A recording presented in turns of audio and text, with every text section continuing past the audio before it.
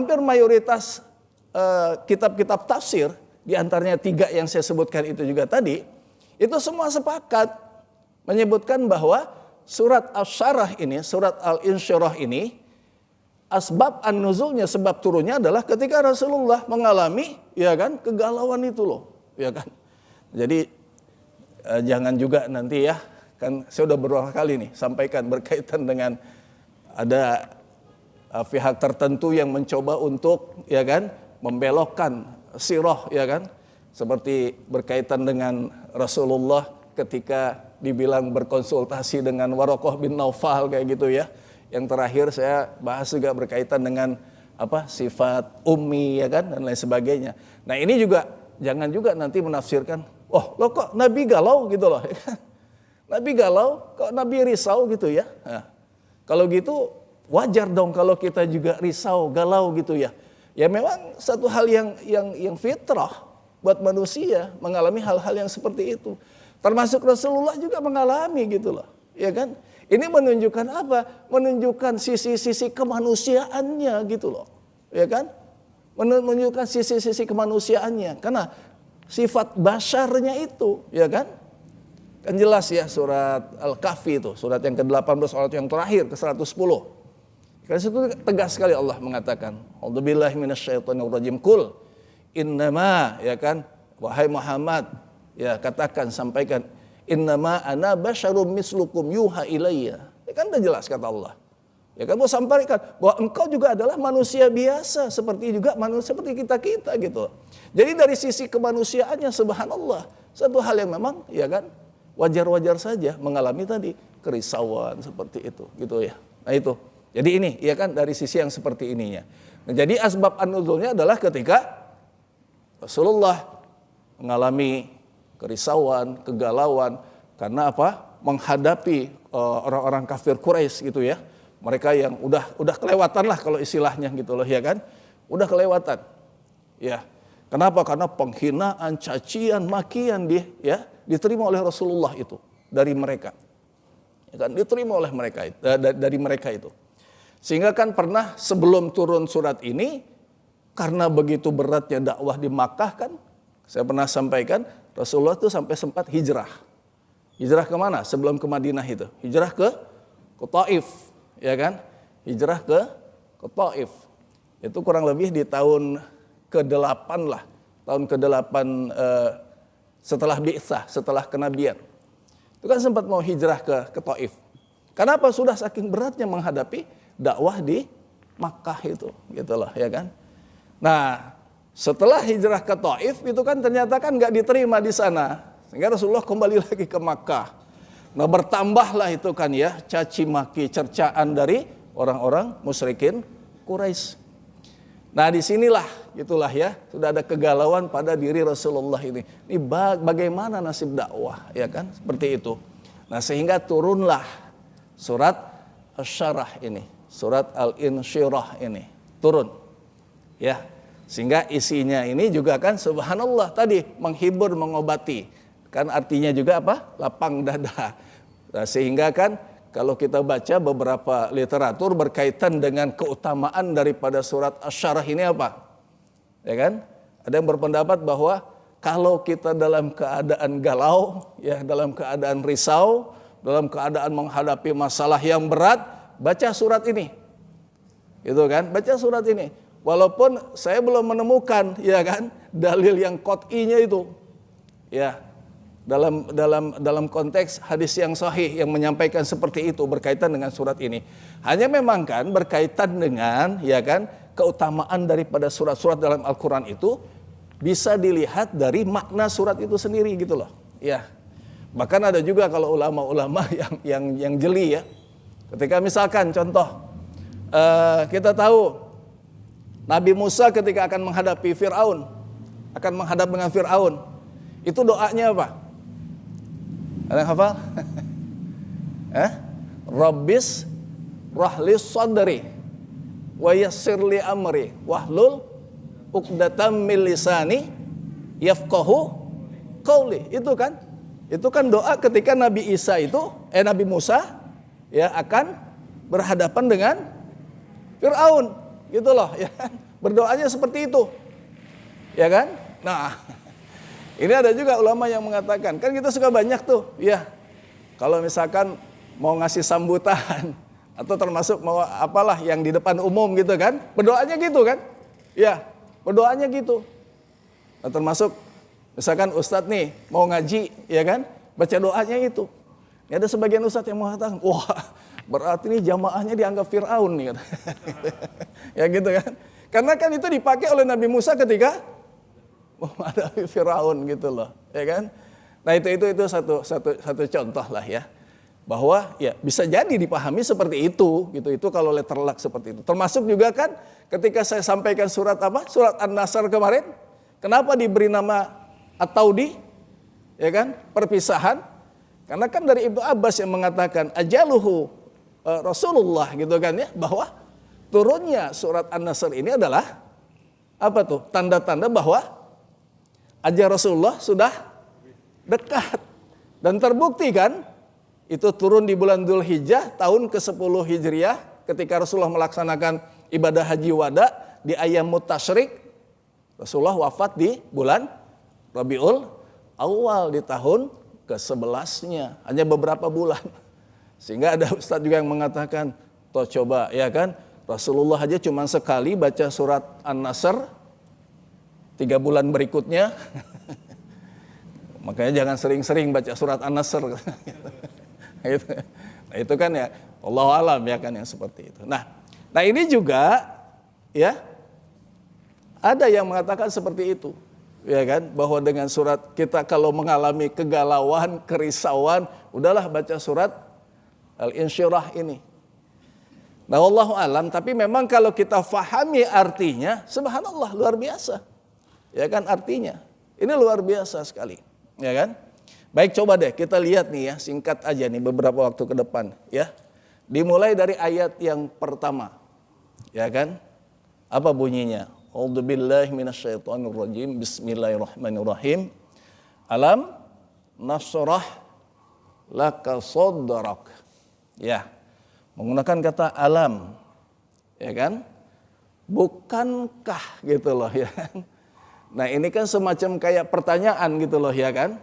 Padahal sebetulnya pernyataan gitu loh ya. Enggak mungkin Allah menanyakan sesuatu yang Allah enggak tahu. Gitu kan ya. Alam nasrah. Nasrah itu kan dari insyirah tadi. Ya kan? Bukankah kami, kata Allah gitu kan, sudah melapangkan. Ya kan? Nasrah, insyirah itu kan melapangkan, lapang dada. Laka bagi engkau sadrak. Ya. Alam nasrah laka sadrak. Apa? Dada, sudur, dada, ya kan? Jadi kalau soal melapangkan itu pasti dada kali ya. Gak mungkin melapangkan kalau yang lain. Itu pasti itu masih ada istilah lapang dada. Gitu kan ya. Istilahnya lapang dada gitu ya kan. Makanya di situ apa pernyataan sebetulnya dari Allah. Sesungguhnya aku telah melapangkan dada engkau ya Muhammad. Nah makanya diistilahkan surat Al-Insyirah ini. Saya kalau di tempat yang lain ketika diminta judul gitu ya. Berkaitan dengan surat Al-Insyirah ini. Saya memberi judulnya begini. Surat cinta Allah kepada yang tercinta Rasulullah, obat galau saat risau, gitulah. Surat Al-Insyirah, gitu kan. Nah karena memang subhanallah, ini kan bahasanya langsung, ya kan, pakai laka, gitulah. Pakai ka di belakangnya, domir kamu, ya kan. Dan wahyu ini kan Al-Quran turun kepada Rasulullah, begitu. Walaupun jangan kita fahami nanti, oh ini berarti surat ini hanya berlaku untuk Rasulullah, enggak begitu, gitu ya kan? Bukan begitu, ya. Nah, tapi memang dari sisi bahasa begitu. Makanya memang ini adalah betul-betul surat cinta Allah kepada yang tercinta Rasulullah. Agar apa? Tadi tidak galau, tidak risau gitu loh, ya kan? Nah, subhanallah. Diawali dengan itu. Alam nasyrah laka sadrak. Bukankah kami telah melapangkan bagimu dadamu, gitu loh, ya kan? Nah ini maksudnya karena pernyataan Allah gitu loh. Maksudnya udah jangan risau gitu loh kepada Rasulullah. Karena pada saat itu dalam keadaan galau Rasulullah itu. Ya. Nah itu makanya kalau berkaitan dengan ini ya kan ada sodroknya, ya kan melapangkan dada. Nah ini ada beberapa ya kitab tafsir yang menghubungkan dengan peristiwa ketika Rasulullah mengalami apa yang disebut apa dengan dadanya, dibelah dadanya, ya kan? Berapa kali itu? Yang pertama adalah ketika masih kanak-kanak kan, itu pernah saya sampaikan ketika kita di bab dari kelahiran Rasulullah kan. Nah itu di usia ya ketika masih dalam asuhan siapa? Ibu susunya itu Halimah As-Sa'diyah. Ya kan digambarkan ya kan malak Jibril itu membelah dadanya. Itu ada riwayat hadisnya seperti itu. Yang kedua adalah ketika akan Isra Mi'raj. Ya. Nah itu kan dalam hadisnya digambarkan ya kan bahwa betul itu ya kan dibelah gitu kan. Walaupun kan itu luar biasa tuh operasinya pada saat itu. Nah, insya Allah yakin nggak akan bisa terjadi lagi dalam kondisi sekarang. Sehebat apapun ilmu kedokteran, ya kan? Membelah dada tanpa keluar darah, tanpa ada bekas dan lain sebagainya. Kecuali ya Allah alam tuh katanya, ya ada yang bisa tuh melakukan pengobatan gitu katanya ya, operasi ya kan dengan diambil sesuatu yang ada di dalam, tapi tanpa ada terjadi pendarahan bisa ditutup lagi. Allahu alam tuh yang seperti itu tuh ya harus kita ini kan ya benar atau enggak. Ada itu yang percaya ya kan pengobatan yang seperti itu tuh ya. Nah itu. Nah jadi ini ayat yang pertama menggambarkan seperti itu dan dihubungkan dengan peristiwa yang memang pernah dialami oleh Rasulullah gitu loh. Nah jadi ini sekaligus mengingatkan bahwa tadi secara fisik ya telah dilakukan hal yang seperti itu, pembersihan ya kan pada diri Rasulullah gitu loh. Kan dalam hadisnya itu berkaitan dengan pembelahan dada itu ya istilahnya diambil sifat-sifat buruk pada diri Rasulullah dan dimasukkan sifat-sifat yang baik gitu loh ya kan, sifat kasih sayang dan lain sebagainya gitu. Itu dengan ketika terjadi pembelahan dada itu ya. Nah berarti juga di situ kan dihubungkan itu seharusnya memang kelapangan dada itu sudah ada pada diri Rasulullah begitulah ya kan. Jadi Allah mengatakan, bukankah aku telah melapangkan dadamu gitu loh. Bukankah kami telah melapangkan dadamu. Itu ya. Itu yang pertama tuh. Gambarannya seperti itu, subhanallah. Jadi meyakinkan lagi kepada Rasulullah bahwa ya kan Allah itu sudah melapangkan dadanya. Jadi nggak usah khawatir, nggak usah risau, nggak usah galau dengan masalah yang dihadapinya itu. Ya. Yang kedua apa? Wa wada'na angka wizrak. Ya. Dipertegas lagi. Dan aku juga dan kalian juga sesungguhnya sudah apa? Menurunkan beban itu, ya kan? Menurunkan bebanmu itu sudah diturunkan oleh Allah gitu loh, ya kan? Beban itu sudah diturunkan oleh Allah dengan pertolongan Allah gitu loh, ya kan? Yang kedua itu. Nah, jadi di sini juga ini yang kedua ini menunjukkan bahwa apa? Ya, dalam konteks menghadapi satu permasalahan, dalam konteks kerisauan, itu memang bukan satu hal yang sifatnya instan. Untuk bisa langsung dihilangkan permasalahan itu, akan ada prosesnya, gitu loh. Nah jadi juga menunjukkan bahwa kalau kita menghadapi satu permasalahan, ya jangan doanya untuk minta langsung hilang permasalahan itu. Pasti ada tahap-tahapnya gitu loh, untuk bisa hilang, ya kan? Seperti contoh sekarang dengan pandemi ini ya. Kan gak bisa langsung brek hilang gitu loh ya kan. Ada prosesnya begitu lama.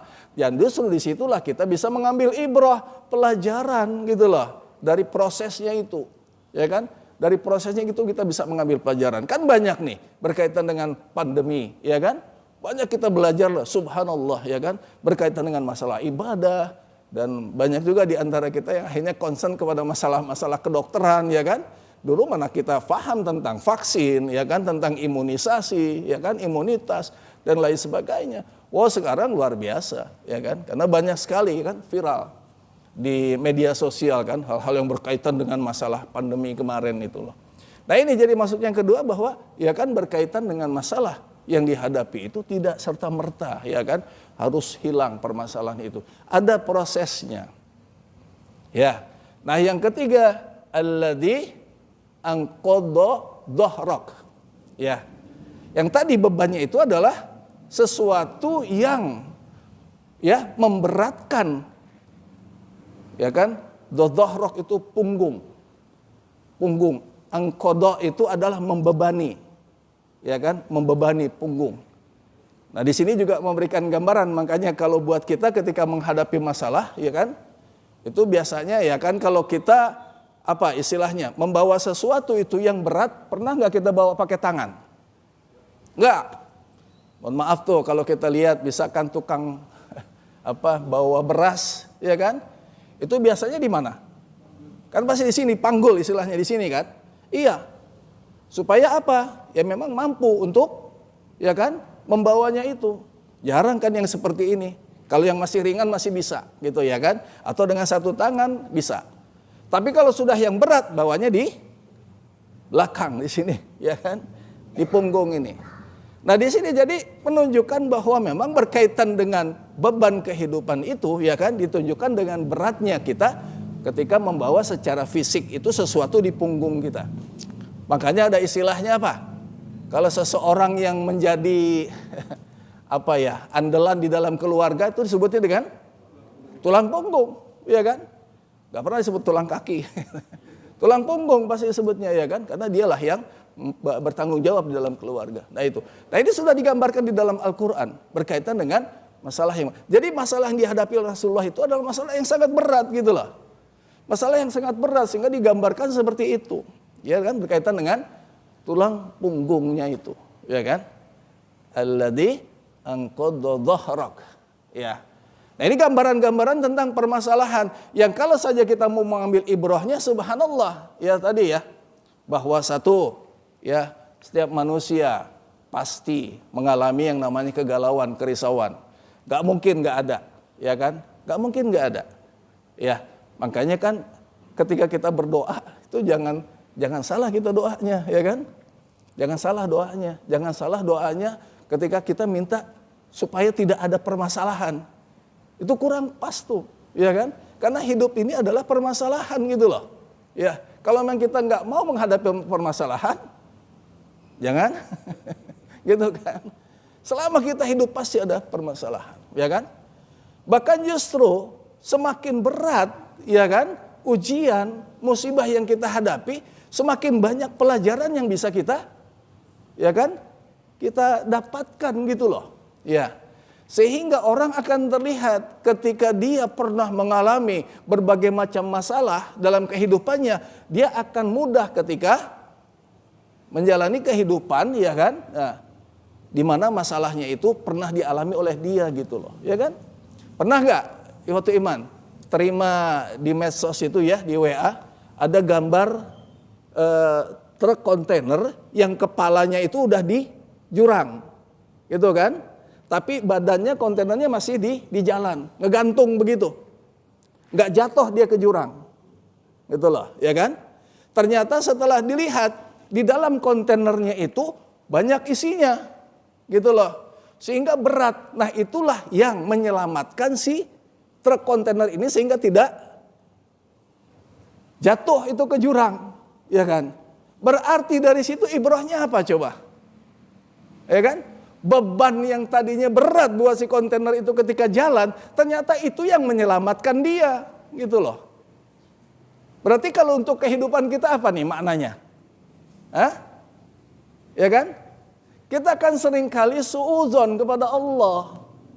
Ya, ketika ditimpa ya kan permasalahan yang berat gitu kan ya. Saya ada sahabat itu seorang dokter, ya kan? Padahal seorang dokter, harusnya kan dokter punya mental yang bagus. Tapi ketika dia sakit, kakaknya telepon ke saya, Ustaz tolong bantu nih katanya. Kenapa? Ini dia dirawat lagi di rumah sakit, tapi kok gitu loh ya kan? Yang selalu keluar ucapan-ucapan, waduh Allah nggak adil nih kok bentar-bentar sakit dan lain-lain. Padahal dokter itu, ya kan? Padahal dokter dia, gitu loh. Nah, saya sampaikan. Sakit udah berapa kali sih, ya kan? Berapa lama sih sakitnya? Bandingkan dengan kenikmatan yang dia dapat selama ini, gitu loh, ya kan? Silakan ikhwatu iman coba, ya kan? Ingat-ingat lagi, ya berapa sering, berapa lama kita diuji dengan masalah yang berat. Bandingkan dengan, ya sudah berapa sering, berapa lama kita mendapatkan kenikmatan dalam hidup kita ini. Lebih banyak yang mana? Ya kan? Lebih banyak nikmatnya, gitulah, ya kan? Lebih banyak nikmatnya. Ya, bahkan Rasulullah sendiri kan ketika berkaitan dengan ibadahnya, ya saya pernah sampaikan, ya riwayat dari Siti Aisyah ketika melihat luar biasanya Rasulullah sholat tahajud digambarkan sampai kakinya bengkak-bengkak, ya kan? Ketika ditanya oleh Siti Aisyah, kenapa masih melakukan seperti itu? Padahal engkau sudah dijamin masuk surga, sudah dijamin diampuni dosa-dosanya gitu kan, ya kan? Sudah jelas itu. Coba buka surat Al-Fat tuh ayat yang kedua tuh. Di situ sudah disebutkan, A'udzubillahi minasyaitonirrajim, liyaghfira lakallahu ma taqaddama min dzanbika wa ma ta'akhkhar. Ya kan? Di situ janji Allah bahwa Nabi Muhammad itu diampuni dosanya yang telah lalu maupun yang akan datang. Tapi pertanyaan si Aisyah, kenapa engkau masih melakukan seperti itu? Jawaban Rasulullah apa? Ya. Afala akunu abdan syakura gitu loh, ya kan? Jawabannya seperti itu. Apakah aku nggak boleh untuk menjadi hamba yang bersyukur? Coba yang Rasulullah masih menganggap dirinya belum bersyukur sehingga harus melakukan ibadah seperti itu. Ya, padahal sudah dijamin diampuni dosanya, dijamin masuk surga. Bagaimana dengan kita? Gitu kan ya? Ya. Ya walaupun kan memang ini tidak harus jadi contoh gitu kan. Sholat tahajud sampai harus bengkak-bengkak. Jangan juga nanti misalkan ya ada yang baru sholat 3 rakaat witir aja udah bengkak-bengkak kakinya. Wah itu ini harus dipertanyakan itu ya. Harus periksa ke dokter kalau bengkak-bengkaknya baru cuma 3 rakaat.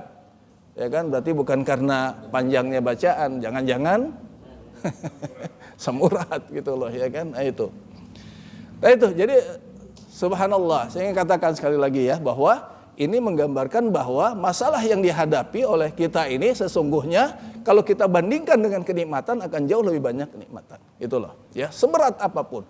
Tapi jangan kita mengeluh dengan apa yang terjadi dengan diri kita. Ini seperti gambarnya seperti itu, ya. Apalagi singkat sajalah yang lanjutnya ya di sini. Setelah warafa'na laka dzikrak. Nah, jadi Allah menghiburnya dengan apa? Setelah engkau ya kan bisa melalui masa-masa yang galau risau seperti itu, Allah menghiburnya dengan apa? Engkau akan menjadi nama yang selalu disebutkan gitu loh, diingat oleh umat. Ya kan? Dan ini kan terbukti apa? Setiap kali kita menyebut nama Allah akan selalu disandingkan dengan nama Rasulullah, ya kan? Ya, syahadat kita kan selalu dengan Muhammadur Rasulullah, ya kan? Bayangkan, juga nama Muhammad itu selalu disebutkan hampir ya kan terus ya kan bersaut-sautan di seluruh belahan dunia melalui apa? Azan, ya kan ada tasyahudnya di situ. Kita sholat juga menyebut nama. Nah ini ya kan warafa'na laka dzikrak. Ini menghibur apa? Allah menghibur Rasulullah seperti itu. Ya, singkat saja. Nah, yang di sini berikutnya fa inna ma'al usri yusra. Inna ma'al usri yusra. 2 kali itu disebut tuh. Ya. Ya, dan sesungguhnya ma'a itu bersama gitu loh. Jadi bukan ba'da, kan bisa kan ada juga kali kalau enggak salah ayat Al-Qur'an yang lain. Ba'dal usri yusra. Setelah kesulitan ada kemudahan gitu loh, ya kan? Tapi ini pakai ma'a. Bersama gitu loh. Ya kan? Bersama kesulitan itu akan selalu ada kemudahan. Ya, jadi subhanallah. Ya, jadi pantas nggak kalau kita seuzon sama Allah kalau kita ya kan dihadapi oleh masalah gitu loh yang berat dalam kehidupan kita ini. Ya kan nggak pantas sebetulnya, ya kan? Karena itu sudah jaminan Allah. Cuman kan kadang-kadang kita selalu ya kan berpikirnya begitu dulu gitu loh. Ya kan, ini kok dihadapi lagi masalah lagi gitu kan ya. Masya Allah, padahal Allah menjamin. Ma'al usri yusra. Itu satu. Selalu ya kan, bersama kesulitan akan ada kemudahan. Itu satu poinnya. Nah kemudian ini diulang ya kan. Inna ma'al usri yusra. Kalau di dalam Al-Quran ada satu ayat yang diulang-ulang ya kan. Subhanallah, itu menunjukkan betapa pentingnya ayat itu. Seperti contoh surat Ar-Rahman, ya kan? Surat Ar-Rahman, surat yang ke-55. Berapa ayat tuh? Berapa? 78 ya? Hah? Ya kan? Ada berapa yang fabi ayyi ala rabbikuma tukadziban. Berapa kali itu diulang? 31 kali. Ini menunjukkan apa? Hah? Itu menunjukkan bahwa apa yang disebutkan itu memang terjadi pada manusia gitu loh. Sesungguhnya akan banyak manusia yang ya kan masih mempertanyakan saja gitu loh kan. Nikmat Allah yang mana lagi gitu loh, ya kan? Padahal subhanallah Allah sudah memberikan begitu banyak nikmat. Ya kan? Itu subhanallah, itulah ya. Udah masuk isya ya. Ya baiklah kalau gitu ya. Ini pengulangan. Sedikit lagi, ya kan? Juga ada istilah, ya kan? Kalau ada nama dalam bahasa Arab itu ada isim nakirah, ada isim ma'rifah, ya kan? Isim nakirah itu menunjukkan jamak. Ya, isim ma'rifah itu menunjukkan tunggal. Nah, di sini ya kan usrinya itu menggunakan alif lam yang menunjukkan hanya satu. Ya kan? Sementara yusro'nya itu nggak pakai alif lam. Ini menunjukkan apa? Kalau diartikan bahwa sesungguhnya dari satu masalah kesulitan yang akan membersamai itu adalah begitu banyak kemudahan, gitu loh. Ya kan? Jadi dari satu masalah yang kita hadapi, Allah akan senantiasa membersamai kesulitan itu dengan banyak kemudahan, gitu. Jadi memahaminya gitu, subhanallah kan luar biasa. Akan banyak kemudahan, gitu loh, ya kan? Nah ini, jadi subhanallah ini coba nanti lebih diinikan lagi. Yang terakhir adalah, ya kan, 2 ayat yang terakhir, fa idza faragta fansob. Nah ini juga kalau kita bahas dalam konteks manajemen ini luar biasa ya. Kalau kita sudah selesai mengerjakan satu pekerjaan, maka kerjakan pekerjaan yang lain. Atau juga ada yang menafsirkan, ya kan, bahwa setelah kita melakukan sesuatu yang sifatnya ikhtiar, maka disertai dengan doanya. Kalau kita mengerjakan sesuatu yang sifatnya duniawiyah, jangan lupa, ya kan, ibadahnya gitu loh, sholatnya. Ini 2 hal yang subhanallah nggak boleh dilepaskan. Ya, wa ila rabbika farghab. Sehebat apapun ikhtiar yang kita lakukan, jangan pernah kita sombong, tapi semua serahkan kepada Allah. Hasilnya adalah Allah yang menentukan, bukan kita. Subhanallah. Nah ini masih banyak sebetulnya kalau kita mau inikan surat Al-Insyirah ini, tapi keterbatasan waktu dan saya lebih menekankan kepada masalah sirahnya ini kan ya, hubungannya bahwa di periode Makkah salah satu karakteristik surat yang turun adalah berkaitan dengan begitu sulitnya, ya kan, Rasulullah menghadapi, ya kan, mad'u, objek dakwahnya itu. Sementara kalau di periode Madinah relatif, ya kan, digambarkan bahwa Rasulullah dengan keberhasilan, di antaranya puncaknya adalah Fathul Makkah